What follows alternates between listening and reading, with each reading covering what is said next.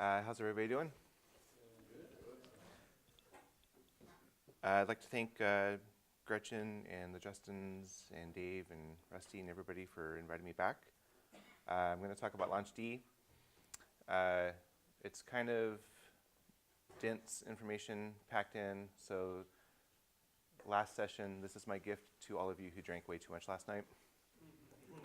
At the end, I'm going to do a demo of a utility that I have that utilizes Launch D. Before I start, I want to mention a couple of previous sessions that I watched in preparation for this. In 2007, Dave Zarzicki did a Google Tech Talk, and he's one of the originators of Launch D. And he talked about some of their design goals, the reasons why they wrote it, some of the principles that they were looking for. It's a very good look at the early implementation of Launch D. Here at PSU, your very own Matt Hansen in 2012 gave a really good overview of Launch D and how to use it in your utilities. And in Sweden, 2014, Jonathan Levin gave an extremely over-caffeinated talk going into the underpinnings and doing a deep dive into Launch D. So I encourage you to watch these sessions to get a good, well-rounded introduction to Launch D. And my hope is that after today, you'll have some understanding about how you can use it in your own tools, and that you'll understand where it came from and how it's changed over the years. So in the early days of Unix, init was used to launch all processes. It was PID 1, and as systems became more complex, they started including more services such as RC, RC local. Init tab and run levels were introduced, and all of this just kind of abstracted away the startup process because systems were becoming more complex with networking, file system mounts, et cetera, working with the X windowing system. And also, there was a need to be able to start and stop daemons on demand rather than just loading everything at boot and letting it run forever. BSD introduced AInet D, which responds to network requests on specific ports. AInet D was a more secure replacement that was brought in. In the Unix tradition, lots of other tools have been used and are meant to do one thing and one thing only and one thing well, like Watchdog, cron. Even Apple got into the init game with their system starter, which they used for the early versions of OS X. Over the years, there have been many attempts to replace init with a comprehensive system. In the Linux world, you may have heard of Upstart or systemd, which is all the rage, which means that they're all raging at it right now. One of these replacements was Launch D, created by Apple and debuted in 10.4 Tiger. The principles behind Launch D, they wanted a way to manage daemons, applications, processes, services, and they wanted to do it by removing the need for any dependencies on the file system or any other services that are running. They wanted to be able to do a completely asynchronous startup process. And to do this, they use the IPC, or inter-process communication. Launch D can act as a facilitator for processes to talk to other processes. Unprivileged processes can talk to privileged processes. You can think of it kind of like a telephone operator at a switchboard. But Launch D also behaves like a lifeguard, keeping an eye on processes. If they fail or die, it jumps in and revives them, respawns them based on the parameters. It's been a core part of OS X since those days, and Apple has escalated its own use of Launch D internally in the operating system.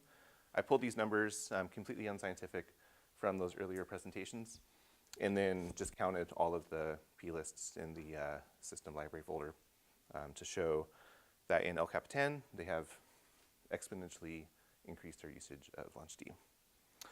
They rewrote Launch D in 10.10 completely from the ground up, and as a result, it's no longer open source, so you can't inspect and try to figure out what's going on with the keys in your jobs.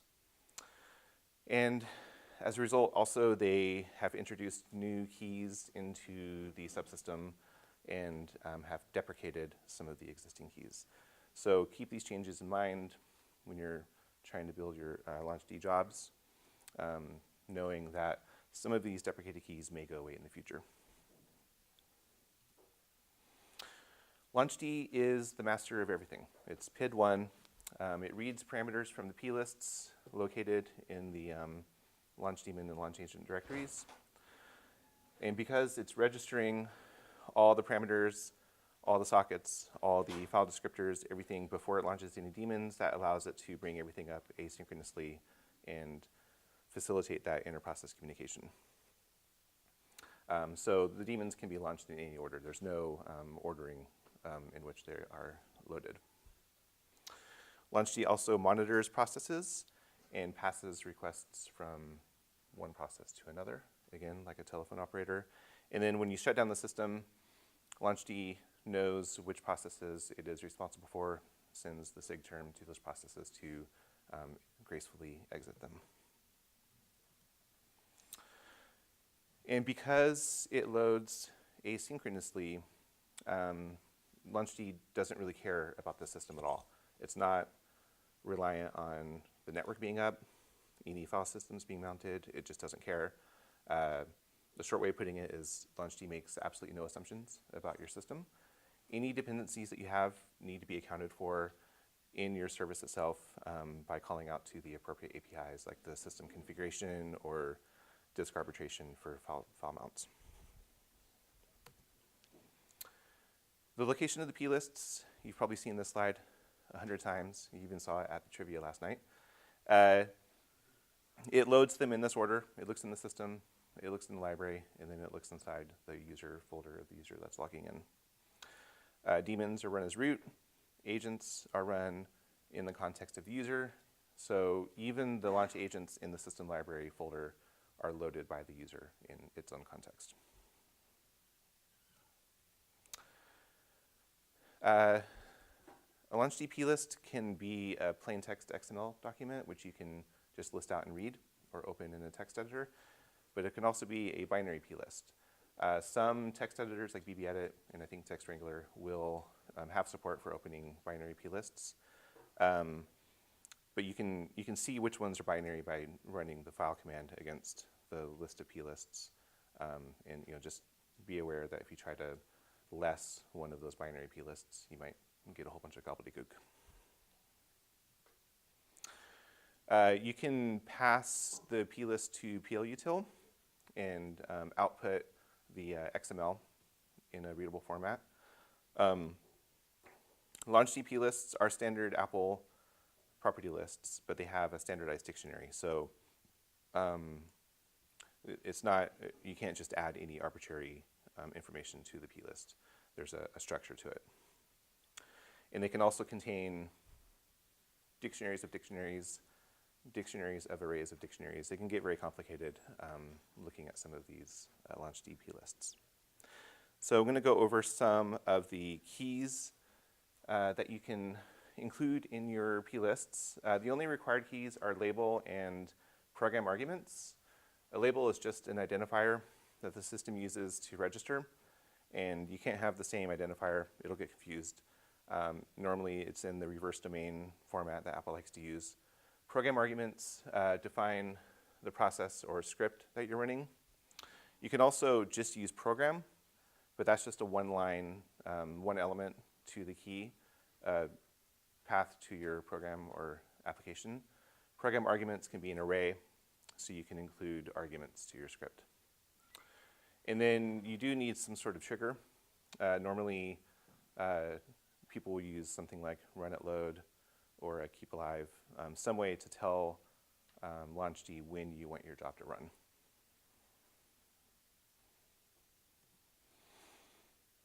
This is an example of a fake plist, just to show the default keys that you need to include. It has a label. Again, it's unique. You don't want to have two daemons or agents with the same label. Program argument is just the path to the script in this example with an argument. If it's just a path to a script, you could use program, but you may as well just always use program arguments because then it gives you more options. Additionally, you'll want some sort of trigger. In this example, run it load is set to true, and that basically is just telling LaunchD that as soon as the plist is loaded, they want this job to run. Some other ways that you can announce to LaunchD that you want your job to run is the Keepalive key with some associated elements. You can think of it as kind of an on-demand process. You're telling it when, if you don't want your job to run as soon as it's loaded, you can tell LaunchD when you want that job to run. Apple recommends that you use this kind of on-demand nomenclature because you don't want your process to just be running all the time looking for something to do. Successful exit is an element that you can add to your Keepalive, and it just tells LaunchD that if your job fails with a status of 0, go ahead and reboot it, and then you can turn that to false to get the inverse effect. So if it fails with a non-0 status, then you would want to reboot. Path state is a big one. What it does is it watches a file system path, a file, and as long as that file exists, the job will run. If the file doesn't exist, the job will stop running, or it won't run. And again, you can set that to false if you want to flip that and have it only run if a file doesn't exist. That's a great way to use LaunchD to pass information back and forth. You can have some file system semaphore files that will trigger another job to do another function. So in a lot of cases, you might want a standard user to be able to kick off a process that is run by root. So you can have that standard user lay down a file, have a launch daemon that watches that file, triggers a process as root, and then deletes that file when it's done, which I think is something that Monkey does, and also a trick that I've used in my own stuff. Crashed is similar to successful exit. If your program crashes, you can instruct LaunchD to go ahead and respawn it. And again, you can set it to false to respawn it if the program is not crashed, which seems a little weird, but I'm sure somebody's doing that. And keep in mind, short or frequent jobs. Apple does throttle some of these jobs that are run continuously or frequently. It's built into the subsystem itself. Here's an example pulled from Apple's Plists in the system library, the Airport D Plist, and they're using a Keepalive with both successful exit set to false, crashed set to true. So they're kind of being very careful about making sure that the Airport D process restarts if there's any problem, whether it crashes or if it exits, but then exits with a non-zero value. It'll restart itself. You can schedule your jobs in other ways. Run it load, I already mentioned. All that does is immediately load the job when the plist is loaded by LaunchD. Start interval runs the job at a given interval. So it's similar to the at command. So you can pass it an in number of seconds to have the job run. So if you have something that you want to run every 15 or 30 minutes, but you don't necessarily want it to run on the quarter hour, on the half hour, you can use this and it'll just continue to run again on the next iteration. Start calendar interval is similar to cron. It even has kind of a similar syntax. You define the minute, day, hour, and the month, and it'll run that job at that scheduled interval. However, keep in mind any missing arguments in a start calendar interval are considered wildcard. So make sure that you're either defining everything you want or you know that you want it to run, say, every day at 3 a.m. And also, for both start calendar interval and start interval, if the Mac is asleep and those jobs are not running, when the Mac wakes up, it'll coalesce all of the pending jobs into one. So it's not going to wake up and then run 45 jobs because it's been asleep for a day. Launch only once is kind of fun. You can't get it to run again until you reboot, basically.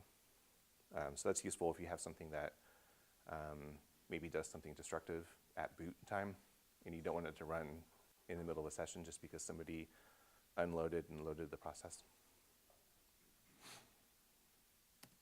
And for example of start interval, everybody's favorite application, Flash Player, uses start interval of 3600, which is once a day, right?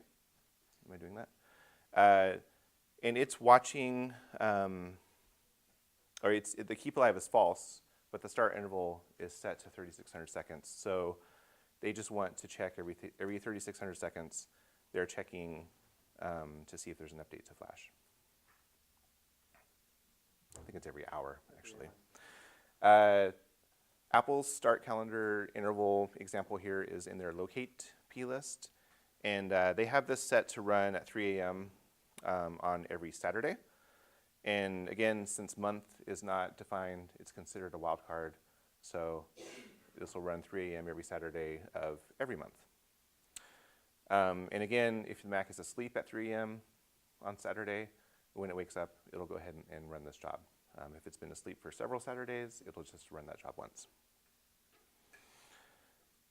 Some additional ways to limit your job. Limit load to session type is a way to only have your job run in a given context. So if you want it to run only in the GUI context of the user, you would set this to Aqua. If you want it to be constrained to the login window, you would use that setting. Background of the system just imply that there's no user interaction at all. Limit load to hardware is kind of fun. You can limit your launchd job to only run on specific hardware, and it uses the same model identifier that you get from sysctl. And then the inverse is limit load from hardware, which means that you don't want your job to run on specific hardware. And that might be useful if you have, all your employees are on laptops, but you have a build lab of Mac Pros. You can put this in there to ensure that your job will never run on those specific Mac Pro models. And for an example, Apple's Quick Look uses the limit load to session type, and they have it set to Aqua and login window. So this means that the Quick Look only runs in the context of a GUI user login session or at the login window. I'm not sure how you'd use it at the login window, but it's there. Firmware Updater plist uses the limit load to hardware. I pulled this off of my machine, and this is just saying that this process, which is running some sort of firmware update check, is constrained to these two specific models of MacBook. Some additional triggers that you can use. Launch on-demand tasks, for lack of a better term. WatchPaths is similar to the path state that I mentioned under the Keepalive. The WatchPaths watches whether a path is modified, not necessarily exists. And you can pass it an array of files, so you can have it watch multiple files for modification. Q directories is similar to WatchPaths, but it uses, it's watching directories for changes rather than a file. A couple of caveats here. One is that you might get into a situation where modification may not equal creation or deletion, and vice versa. Creating a file may not mean it's modified because it's being created. Directories might change in ways that you don't expect, especially considering that pesky DS store file. So you might be triggering your jobs inadvertently in this case. The Keepalive path state tends to be a better option for doing these kinds of file system triggers. Start on mount is a fun one. You can have a job run anytime a file system is mounted. So it's not smart enough to know that the specific file system that you're mounting. So you can't just say if this model of USB stick is mounted, run an AV scan or something. But you can say if any file system is mounted, go ahead and run some sort of process.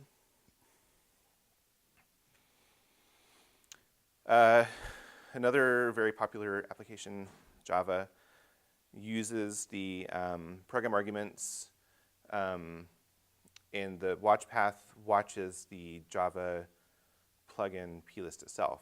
So presumably what they're doing here is watching for any change to that plist, and then that kicks off a process that they're using to, who knows what they're doing, it's Java. They're probably just running randomly for a couple hours.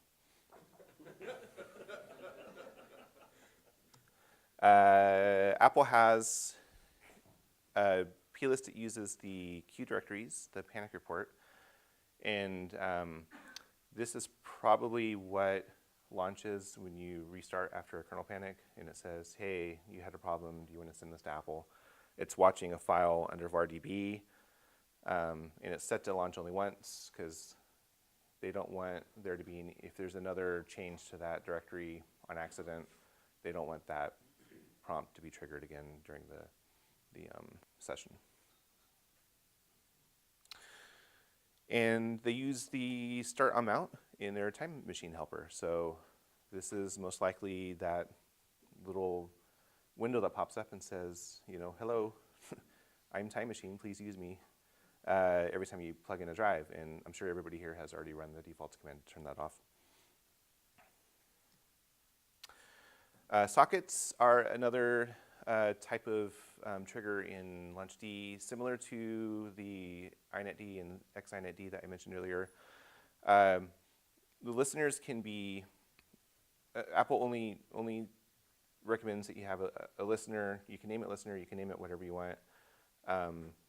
But when a service or daemon or application or script binds to your socket, then your job is active. Sock type is defaults to stream. There are other settings like dgram. It has to do with TCP, UDP. And they're trying to kind of recreate the experience of using the old AInet D system. There's an example, Apple's RPC bind plist, which has a socket with a wonderfully named listener called on-demand tickler. And the path name and path mode just define the file path that the socket is binding to. So you might have a program that needs to use a LaunchD process for part of its job, and it'll bind to this socket, have that job execute, and then release to stop that job. Some additional keys to limit your LaunchD environment. You can limit based on some hardware data, CPU, number of files. You can restrict your job to only, to stop working after it's cluttered up your hard drive. Throttling keys, you can set the nice low priority I/O. Throttle interval is interesting. By default, it's 10 seconds. So when your job exits, if you have it set to continue to run, like with the start interval, it'll only run every 10 seconds. So you can change this down to like 1 or even 0 if you want that job to restart as quickly as possible. The process type is similar to the limit load information earlier. You can restrict it to background process. The background implies that there's no user involvement at all. The interactive suggests that it is a rich user environment, and you can set it to adaptive here, which through Apple's XPC, you can have your job dynamically switch between the two.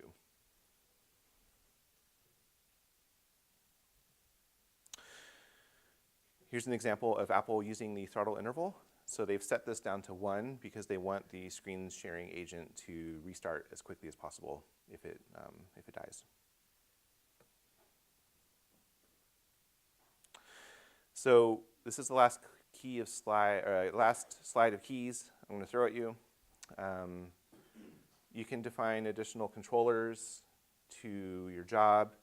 You can define environment variables that you can pass to your job. You can set a root and working directory, which is analogous to the chroot and chdir. And you can also identify where you want standard I/O to go. So you can tell it where you want standard error to go, for instance, if you have your own log that you want it to log to.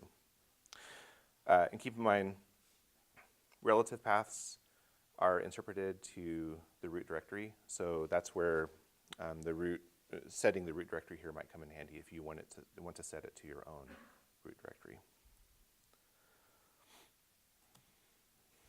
In the standard error path example here, Apple has an ALF agent. I have no idea what ALF is, but I assume it has to do with that TV show. Oh, okay. I prefer the eating of kittens myself. But there's always somebody in the audience who knows. Standard error path, in this case, they're redirecting it to the ALF log as well as the standard out. All right. This was a lot of information. I'm sure you're all fully invested in Slack at this moment. So I'm going to cleanse.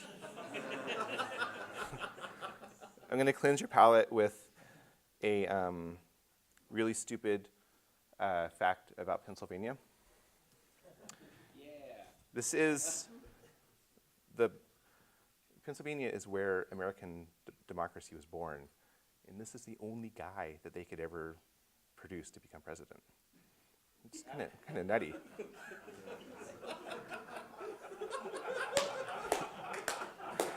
Not sure if trolling. Well, to make it worse, Ohio has 8. That's got to sting. All right, back to it. So launchttl is the command line interface that you can use to interact with your launchd jobs. And you can use it to inspect or manage your daemons. Similar to launchd, it's gone through a lot of changes over the years. Apple calls many of launchttl subcommands, they call them legacy, which they probably think is another word for deprecated, which we should assume means will stop working at some point. But they've also introduced a whole bunch of newer commands, some of which actually work. The list command is a way to list out information about all your jobs. And again, this is a legacy command, but you can still use it. It's very useful. You get a nice table of your jobs, including some information that you might need. Print and print disabled are some of the newer commands. They're much more verbose. You can get a lot of information from these, but at the expense of the clarity of the list command. So here's an example of launchttl list. I'm only showing the first 15 or so in the system. And it shows the PID and the status. So this is a great way for troubleshooting your jobs. You can look in here and see if it has an exit status of non-zero, and then you can do some further troubleshooting at that point. You can also get the PID for a job that you might want to just kill. Print is similar to list. The syntax is a little bit different. You give it the UID. In this instance, you're checking the user processes, the agents, as it were, and you pass it a domain. So the domain can be system, user, GUI. I think there might be one other one, but system and user are typically the ones that you would use here. And you're passing it you're passing it user and the UID to tell it that this is the UID that I want to return job information for. And it's, like I said, it's verbose. This is only the first, screen of a whole bunch of information. I think I have another slide showing a little bit more information. This is kind of similar to the launch CTL list, where it shows the PID and the other column, which I think must be the exit code status, but can't really be sure. This output is kind of arcane, and Apple even has disclaimers in there to not trust it fully, which is pretty fun. This is an example of calling list against a specific process. And it'll show more detailed information about your job, including some default settings that LaunchD inserts that may not even be explicitly called out in your plist. So things like timeout, on-demand, limit load to session type, these can be, these will have default settings for your jobs, whether you put them in your plist or not. And it'll show program and program arguments, and many times that will just be the same line. But when you print out list in this way, that's how it prints it. In your plist, you can have program and program arguments, but you don't necessarily have to. You can just use program arguments.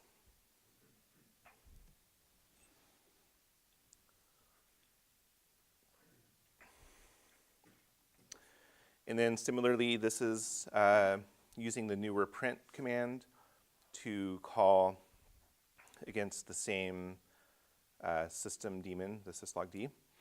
And again, it gives you tons of more information about the job than the older list command does. But again, Apple warns you that even though it looks like it might be structured data, they tell you that it's not. In fact, I'm going to quote, they say, do not rely on the structure or information emitted for any reason. It may change from release to release without warning. So tread lightly.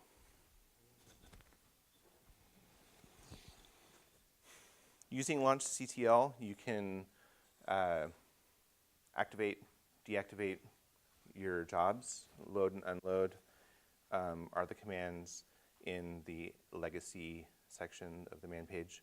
Those are probably what you're most familiar with because that's probably what you've seen in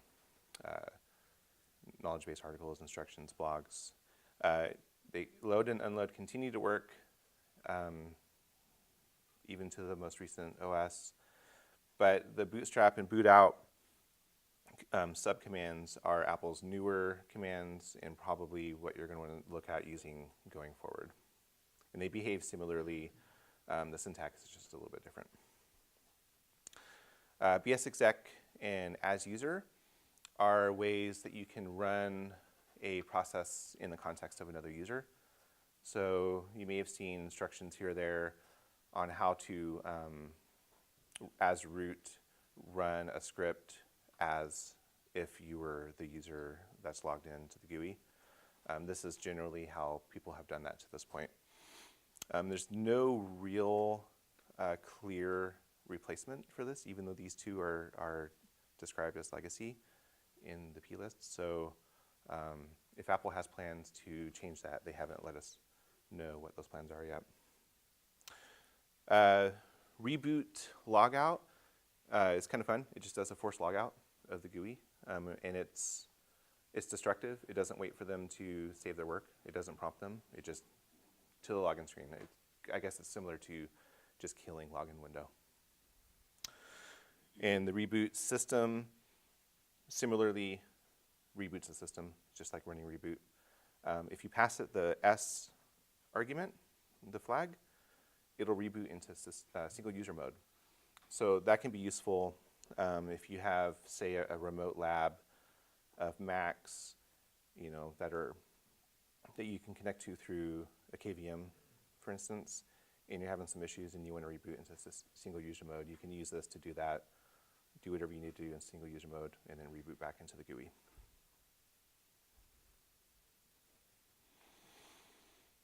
As an example, using the as user subcommand, This is a post-install script for the package installer for Google's Keychain Minder. And what they're doing here is they're checking to make sure it's running on the root drive. Otherwise, it'll just exit. But they're checking to see if there's a user logged in. They get the name of the user, and then they pass that variable to launch CTL as user to then load the launch agent in the context of that user.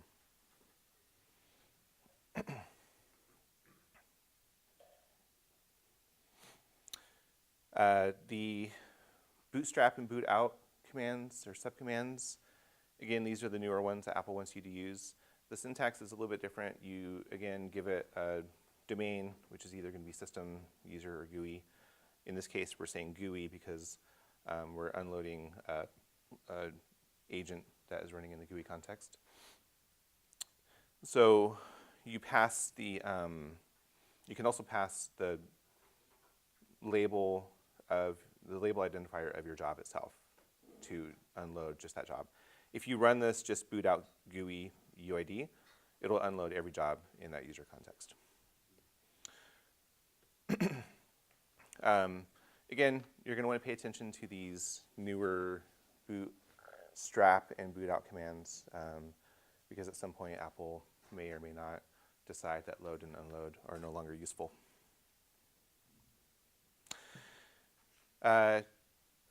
To summarize, again, Apple's documentation is lacking. They don't really have that many examples for a lot of these new subcommands in launchctl. There's not a lot of examples even in the operating system about how they're using some of the newer launchd keys and elements in the Plist themselves. My opinion is that your best bet is just to make sure that your Plists are correctly formatted and just let the system take care of loading and unloading. If you go down the path of trying to script a whole bunch of load and unload and boot out and bootstrap and as user and trying to lay down path states and change things and reload launch daemons and unload them and then you start calendar interval, which isn't going to work until it wakes up, it's going to be a world of hurt and you're going to end up doing a whole lot of troubleshooting. Okay, so we're at Mac admins. So I want to show some examples about what some of us have been doing with launchd. First example is Imager, Graham's imaging tool. And this is the launch daemon for his first boot package part of Imager. So it's the part that after you image a machine, it reboots, and then it can do all sorts of things like installing packages or running scripts or changing names or calling stuff. And he has run it load set to true, so the job starts as soon as the plist is loaded into launchd. And the start interval is 20, so it won't run for another 20 seconds after it finishes. And I believe this is because he has a 20-second buffer at the end of his first boot process to account for any sub-processes that need to fail gracefully before it then reboots back into the system. AutoPackage has Keepalive set to false, but they're using sockets to manage when their process is running. So this is for the AutoPackage server daemon. And what it's doing is the code binds to the socket when it needs to run the job that's defined in this plist, and then releases that when it's done. Google's PlanB is a really good one to look at. There's a lot in there. I have it split over 2 slides to make it a little bit more readable. That's not readable at all. They're using some underdocumented keys like group name, low priority IO, and nice to try to control and throttle the job. Process type is set to background, so it's not meant to be run with any user interaction at all. And the continuation of the plist, they have their program arguments. They have run it load set to true, so it loads when launchd, or it runs when launchd loads the plist. Start interval is 3607, which is an hour and 7 seconds. I'm sure there's a reason for that. Timeout 1800, and then they're setting the root directory and the username explicitly for their job.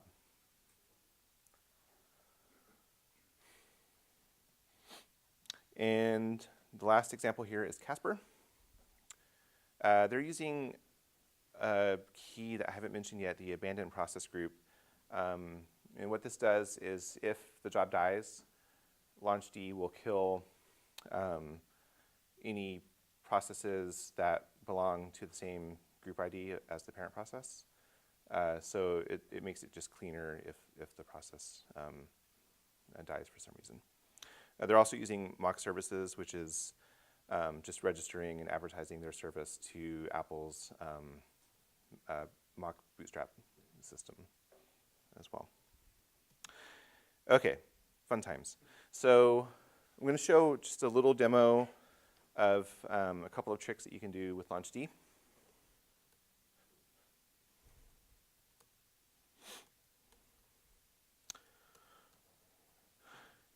I have two examples here. The first one is the notification. So you can see, of course, it's trying to get me to learn more about El Capitan as well. It's set to run every second on the start interval, and it just runs notification center notification begging you for attention. It's a very simple plist again. The run it load is really the only trigger in there, and then the start interval. The start interval, it's not really running every second. It's because the notification center process takes longer than a second. But when that quits, 1 second later, it's loading. So you're not going to get a whole bunch running on top of each other. Well, the throttle too, right? Yeah. Launch throttle. Yeah. The other fun one I have here is a way to use the start amount to trigger activity. So what I'm saying here is anytime a file system mounts, I want the desktop background to change, which will even work with a DMG. This is a wonderful way to engender respect with your end users.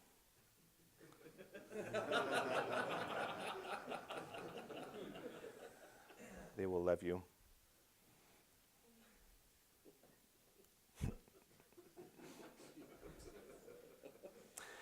Okay, enough of that. I'm going to talk about something else. So Outset is a tool that I wrote a couple of years ago for a variety of reasons. At the time, I was supporting a bunch of build labs that were functionally air-gapped. They weren't really, but they didn't want any connection to the LAN or WAN. They didn't even want any config management. Nothing. They didn't want it. They didn't want any other machine to touch this lab. The process was through VMs. It was a high turnover VMs. They would download a VM, spin it up, do something, kill it, and then the hardware themselves would reboot themselves on the schedule, I think on a weekly basis. So we wanted a way to just do a bunch of configuration locally on the machine without using config management like a sane person would. So I also had some hardware compatibility labs, physical labs, where engineers would come in and they could reserve a Mac Pro with a specific graphics card or some sort of hardware, laptops, iMacs, minis, and they could do their software testing on that. And these machines were being re-imaged multiple times a day. And these are software engineers. They're being paid a lot of money, so they can't sit there and wait for a bunch of network stuff to happen. So we also started setting up a bunch of local configurations that would happen @boot and @login. I looked at Nate Walk's script runner and Graham's first boot package, which both did quite a lot of what I was looking for. But I thought, I was trying to learn Python. I figured it might be a good chance to take a look at what they were both doing and try to combine them into something that was useful specifically for our environment. The features I needed to be able to run scripts as the system at boot time and also as a user during login. I needed to support packages and scripts and profiles. And I needed to run either at first boot, so run once to install something like McAfee at the time, or something that would run every time the system boots, like, setting a example of that is in that build lab, the machines would check with DNS. They had DHCP reserved addresses. They would check with DNS to figure out what their host name is supposed to be and then configure the host name. Outset is controlled by 4 launch daemons and launch agents. The boot daemon runs at load when the system boots, and the login agent runs when your users log in. The on-demand and cleanup work in conjunction to allow you to install scripts on an on-demand basis in the context of the user. The boot plist looks like this. It's very simple. All I have is the program arguments, the label, and run at load set to true. So at system boot, as launch D loads that plist, it kicks off this job, and then when it's done, it's done.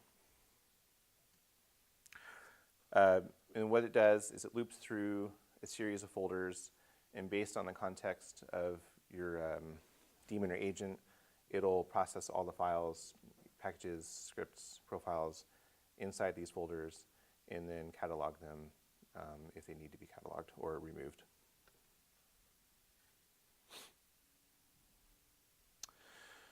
The boot once process, by default, it's set to wait for network. Because of my needs, I had some first boot packages and scripts that required the network to be active. So it's built in to check every 10 seconds if it has an IP. And then it times out after, I think, 180 seconds, and then it'll just continue. In the boot, every context, it'll loop through everything in that folder every time the system is booted. So you can continue to add items to that. You can change them. It doesn't care. It'll just go through and run everything in that folder. In the login process, the login once for scripts and profiles that you only want to apply once per user. And because all of these scripts and profiles are stored in a directory that has world readable but root writable access, it doesn't actually remove those files from the login once folder. Instead, it catalogs them into a plist, and then the next time the user logs in, it checks against that plist and won't run it again. And then again, the login every time a user logs in, you can have a series of scripts or profiles that will run no matter what. The on-demand idea came about because somebody wanted to be able to run Shay Craig's Yo application, which is just a notification center wrapper.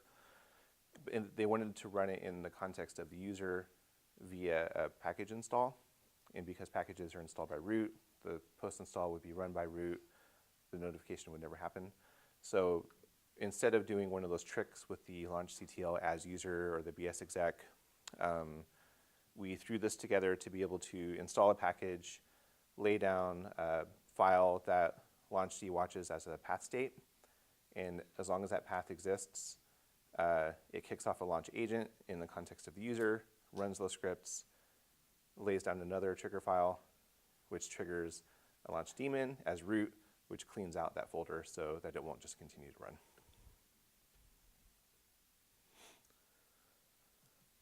This is an example of how you can configure a Plist install to trigger an on-demand job. So if you have a package that installs a bunch of scripts and profiles into the on-demand folder, you just touch this file and it triggers the process of running all of those scripts and profiles in the context of the user.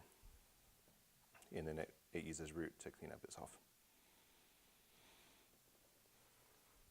Some additional features that have been added. Much of this has come in from the community, so I'm very grateful for that. To avoid running scripts as a specific user, say you have a lab of, with users called staff and students, and you don't want your profiles to be applied to staff, you can add them to an array in a plist that Outset checks. And if that user exists in that array, it won't run anything in the login context. And you can also change the network timeout. By default, it's 180 seconds and checks every 10. If you want it to continue checking for half an hour, you can do that. If you want to change that down to 0, you can. And you can also turn the wait for network key to false as well if you don't care whether you have network running at all for your scripts. And we also added native support for profiles. So if you have a profile in one of the login folders, it'll run in the context of the user. So it's a way to install profiles as the user rather than installing it with a package, which will install it in the system context. And there are other features that have been added or requested. Keep an eye out on the GitHub for some feature branches, and feel free to jump in and test them out and let us know if they're working. This is what the Outset preference file looks like. When it runs, it checks this to determine whether the wait for network is true or false, how long it's supposed to time out checking for an IP. And this is also where you can define users that you don't want any of the login processes to run as.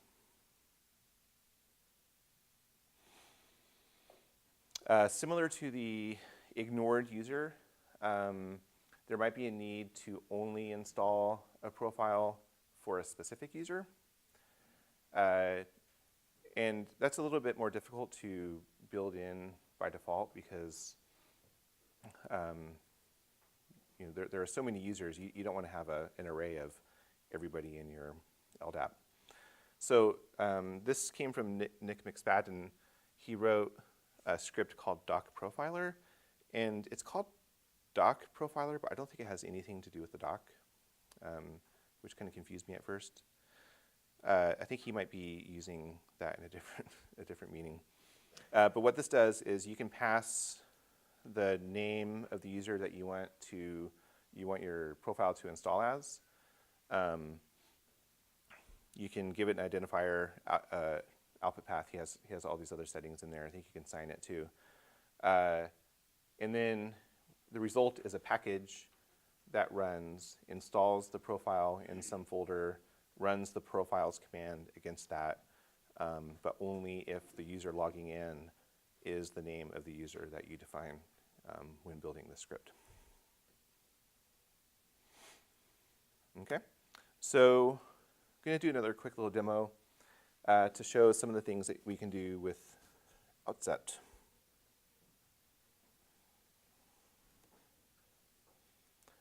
How's everybody doing? Great.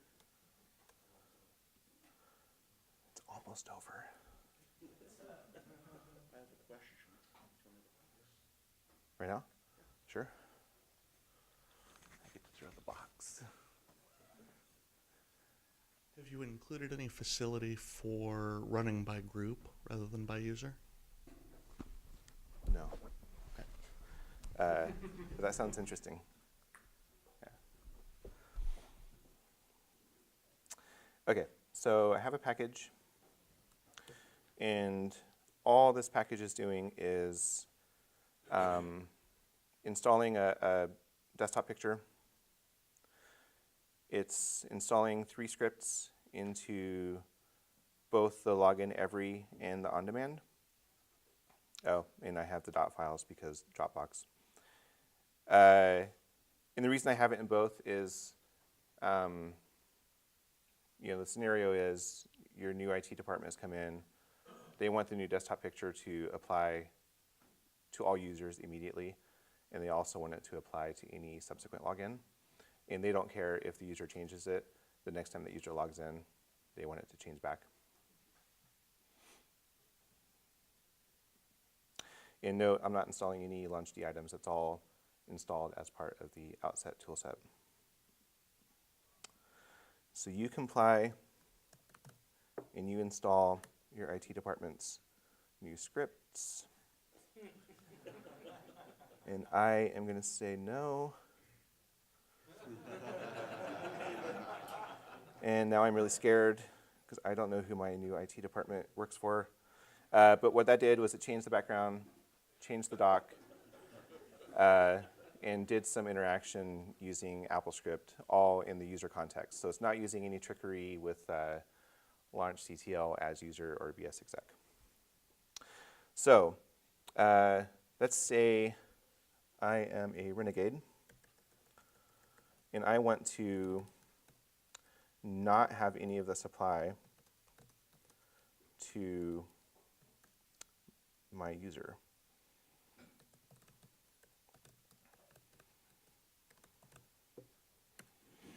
Okay.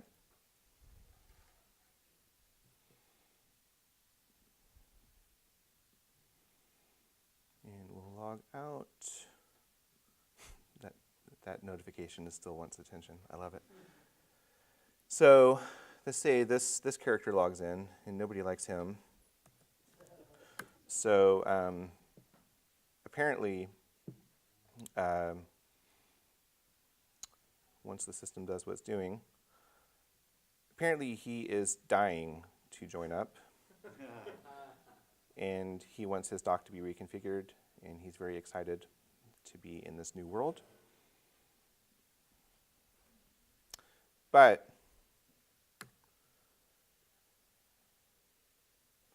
our hero logs in,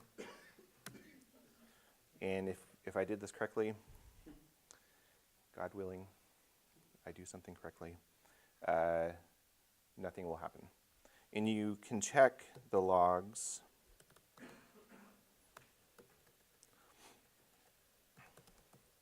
Because it's running in the user context, it's in the library logs of the user itself. And it's saying it's skipping the scripts for Peter Parker because that user is in the plist that it checks to determine whether it's going to run for that user or not.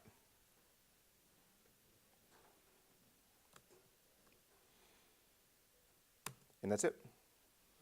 Thank you very much.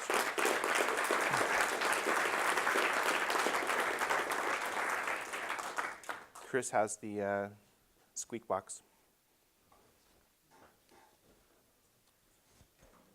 Let's do a relay fragment. Yeah, it's going behind you for more hours. I might have missed it earlier, but did you have a reason for the ignore particular user, like a use case where you use that? Say you have a local admin user that your IT desk uses, and you don't want restrictive policies or profiles to apply to that user, you can use it for that.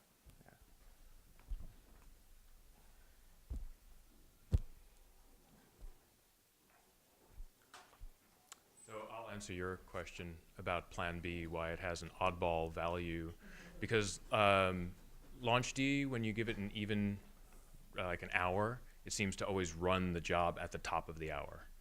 And when you have 75,000 Macs, you don't want them all hitting the server at the same time. So Is that using the calendar interval or just the start interval? the calendar interval, Okay. I think. So we give it this sort of oddball offset, and it staggers it. So that's a good tactic for LaunchD jobs if you want them to stagger. So it sounds like you can use start interval in conjunction with start calendar interval, and it'll Yeah, that's right. append the, okay, excellent. Some other tools, I think Monkey does this. It has built into Monkey itself to have a random timeout. So even though it runs every so often, when it runs, it will only trigger at a random time between the now and the next time LaunchD thinks it's supposed to run.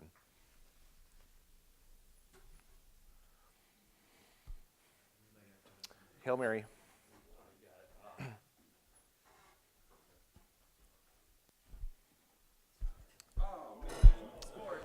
All right, that's it.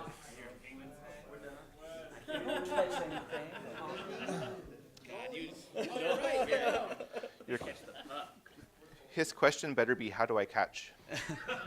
How does one catch? No. Have you ever messed with the key that is make sure like files are present? What is that key? Are you I- talking, is it the path state? Yes. Yeah. Path Yeah. state. So whether it's there, true or false. Yeah. Have you ever used more than one file in there? I don't think you can give it an array of files in the path state. From what I've seen, it looks like you can. Okay. But it's not from my experience, it's not an and.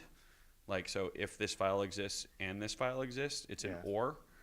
So if one exists or the other, it's really weird. Yeah. I don't know if like you've messed with that or if anyone else No. has, or if I was just crazy in my testing. It sounds delightful, though. Yeah.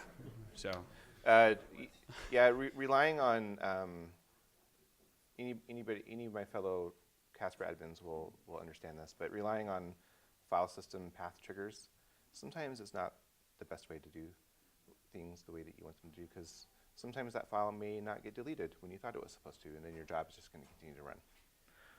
And that's where something like throttle interval or load, limit load once, or load only once, whatever that key was, you can throw something like that in there to make sure that your job's not going to run again accidentally if somebody goes into the temp folder and touches a file.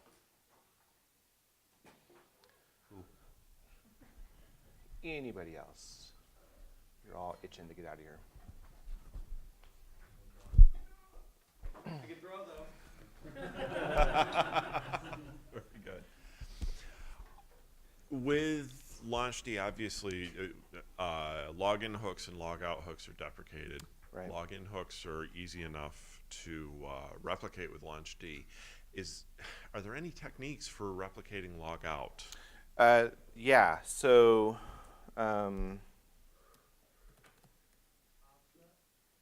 yeah, exactly. There's a guy, there's an individual, and I forget his or her name. No, I didn't bring it up. Oh, okay. We didn't add it into Outset because it was a bit too hacky even for me, which is saying something. It works perfectly fine. What he's doing is he has a launch daemon that is waiting for a sig term or a sig kill, and so when login window quits to log out, then it triggers the jobs and runs the scripts. Is that still running within user context at that point?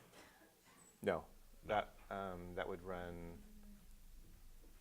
Well, I suppose, yeah, it would, because if it's a launch agent, it would, certainly, yeah. But log out scripts are run as root, if I remember. Oh, right.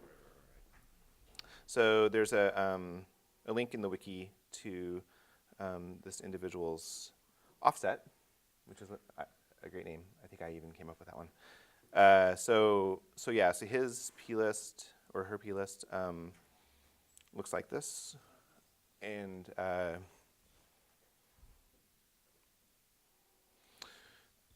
using limit load to session type, login window, they have the program arguments, run it load is true, and this script is what is calling, or what is watching for that sig term, I think.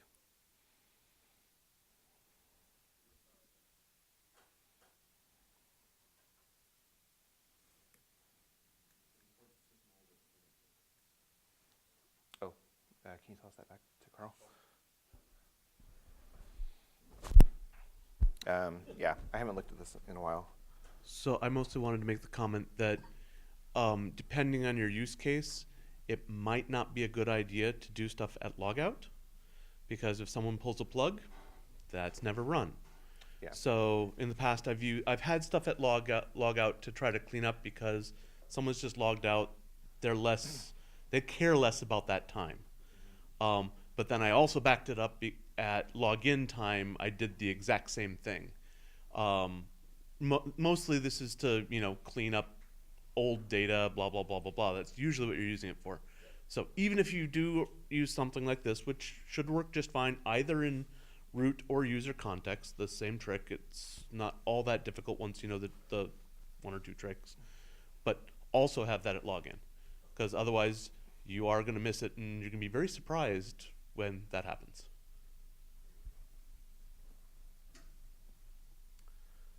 We have 10 minutes, which is either time for asking questions or hitting the bar one last time.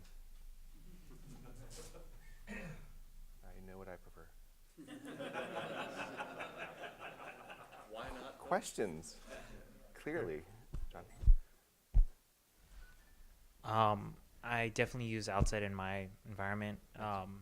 It seems like it's been growing a lot, like from or at least from the first time that I used it, like the different features and Oh, feature creep? Yeah. yeah, a little bit of that, and just things that I find myself using it for more feature. I just keep adding more and more things to it. Is that where you want it to go in the future, or? No, I prefer to keep it simple, but I put it up on GitHub, so that encourages other people who are using it, who have other ideas, to contribute.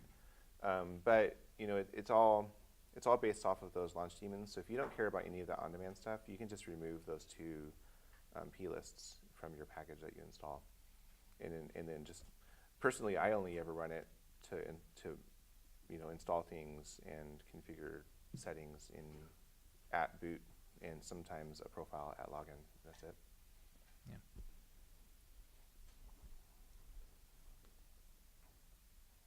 I just wanted to throw this at someone.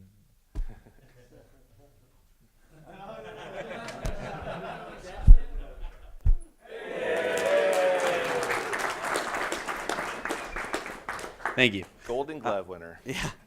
Did you vote? For the Gold Glove winner?